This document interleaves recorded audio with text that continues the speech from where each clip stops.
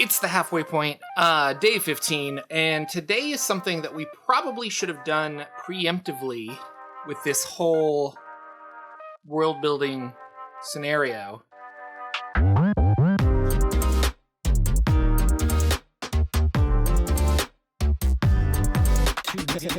Hello everybody, Jordan here. The PH is silent, and this is, like I mentioned earlier, day 15. We're going to jump over to Notion, and we're going to answer the questions, one that I didn't really think of, which was valued material. So that's going to be interesting, but let's go explore this thought.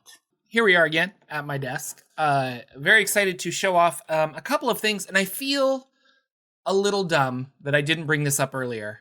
And if you do follow me on, if you've been following the whole time, I think I've dropped this before, like some of the resources that I've used, but we've never really talked in depth. And before starting this adventure, this feels like something I should have read before any of this. So for day 15, it says resources, and they give us a bunch of websites on how to create more, specific science fiction or vampires or things like that. The sad thing is a lot of these don't work. So this is just old, and it's not going to be the most helpful. But I also think it's not going to. This is for a novel and not necessarily for a fantasy world, for a tabletop RPG, which is arguably different. But it says check out some of the websites and read them and use this day to just kind of brush up on a bunch of other stuff. So I was thinking, well, what do I use as a resource? And over here in Endegar, I did make a section called World Building Resources. And I listed quite a few that I've been using, like the Kobold Guide to World Building and Exploring Eberron, I just think was very well done. Encyclopedia of Demons and Demonology gave me a lot of names and a lot of stuff for the whole mythology. And then I listed a bunch of web resources to kind of help me build the thing that I want. Not really knowing what I want, so you cast a wide net. Well, plot twist, I haven't actually read much of this yet. And now I feel like instead of just buying the PDF and calling it good, I really should have taken the month of November and read as much as I possibly could. I would like to start. Here are 3 resources that I think would be beneficial to you. And after perusing this and kind of gearing up for this video and trying to understand what I'm doing, I really need to read a lot of these. This one specifically, so Kobold Press makes lots of cool stuff. They did Tome of Beasts. They have their own D&D world. Midgard, they did a bunch of monster manuals. That's kind of what I know them for, but they also have done Magic and various other things. For 5th edition D&D and prior. A bunch of stuff for Pathfinder as well. So Kobold Press, really cool. And this is the complete Kobold Guide to Game Design. The other one I want to talk about is the Kobold Guide to Magic. And there's some really good authors in here, and these are kind of like little essays to help you understand your world. But we've got, David Zeb Cook, Ed Greenwood. I thought Monty Cook was in here, but maybe he's in the other one. So really awesome people. And then the last one is the Kobold Guide to World Building. And this one has Monty Cook in here. Yeah, and I really he's made Numenera and the Invisible Sun, and from a lore world building standpoint, I think Invisible Sun is one of the most ingenious campaign worlds that hinge on a system that he has uniquely made. So, Monty Cook Games, really good stuff. But from here, I was reading this, kind of skimming it, but I went down to world building because I was curious. And I wanted to read some of this to you out loud. Gaming ain't fiction.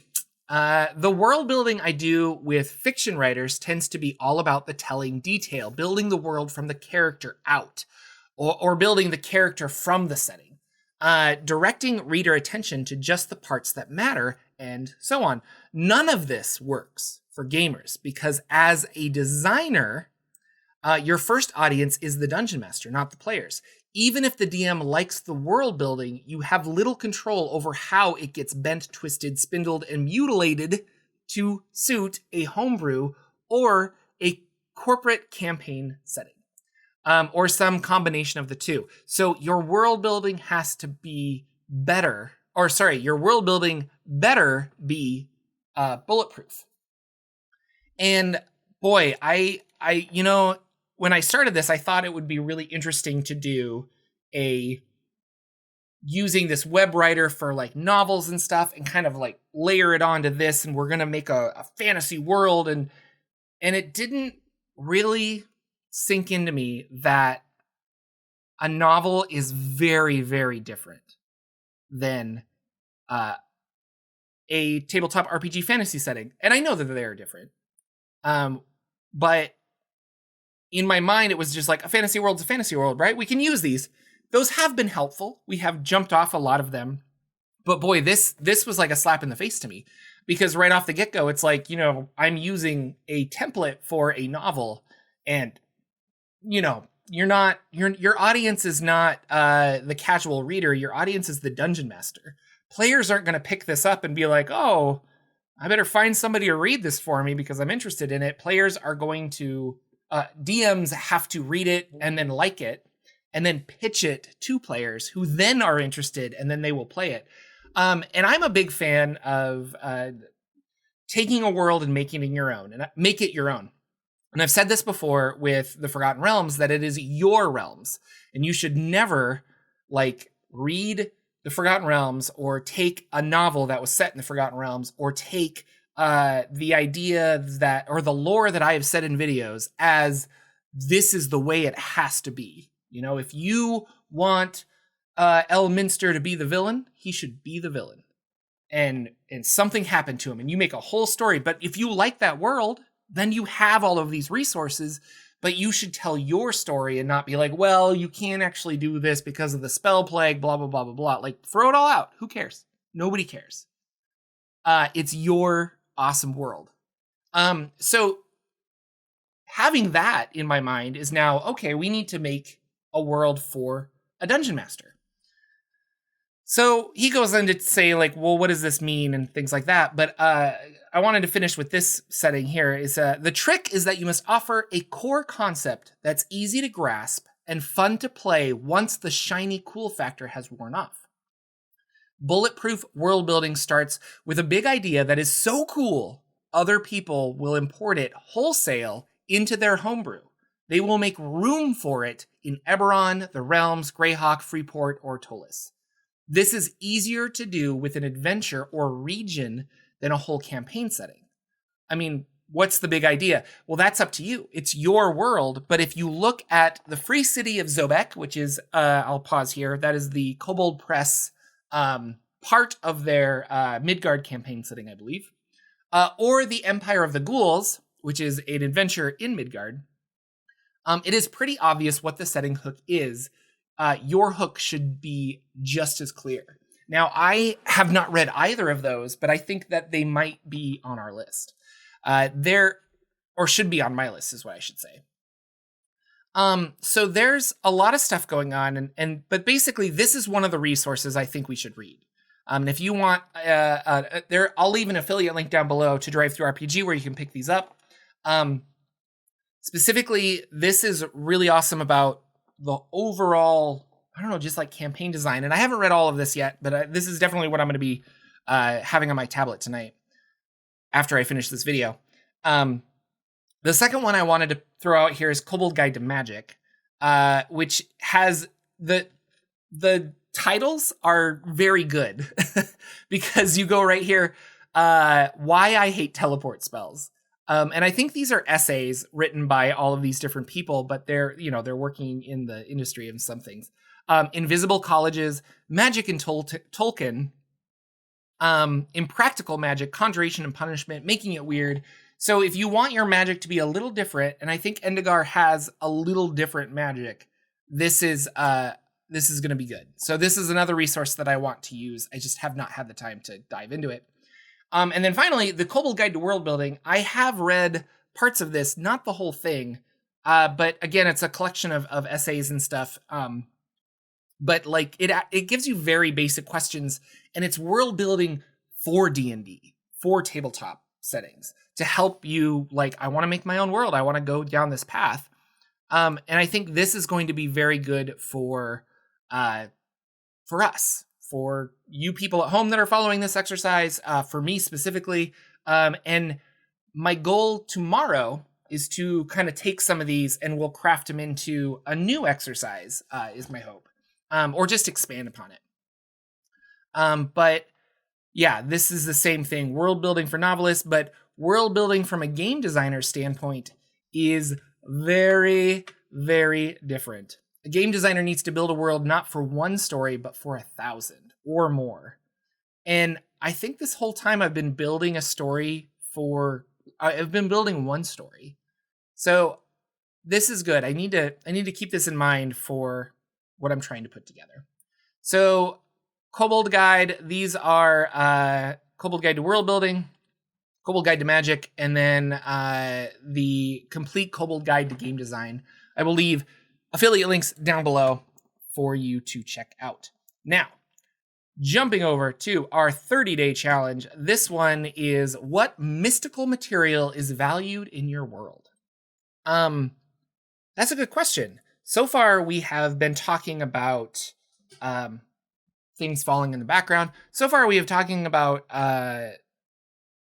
using human life force, or just mortal life force, basically like you're in physical stats like strength and con and things like that, to enchant magic items. And having the most enchanted magical items feels like the resource that we want. I was thinking, could that be quantified into something? And then people can maybe sell this on the black market in certain ways. I'm not sure. I haven't thought about it. What are fictional materials? And then if we find something that sounds really interesting, we could, like, I don't know, spiritual residuum. So let's Google. So I wanted to talk about a few examples, and then I found a generator, and maybe we can find something cool.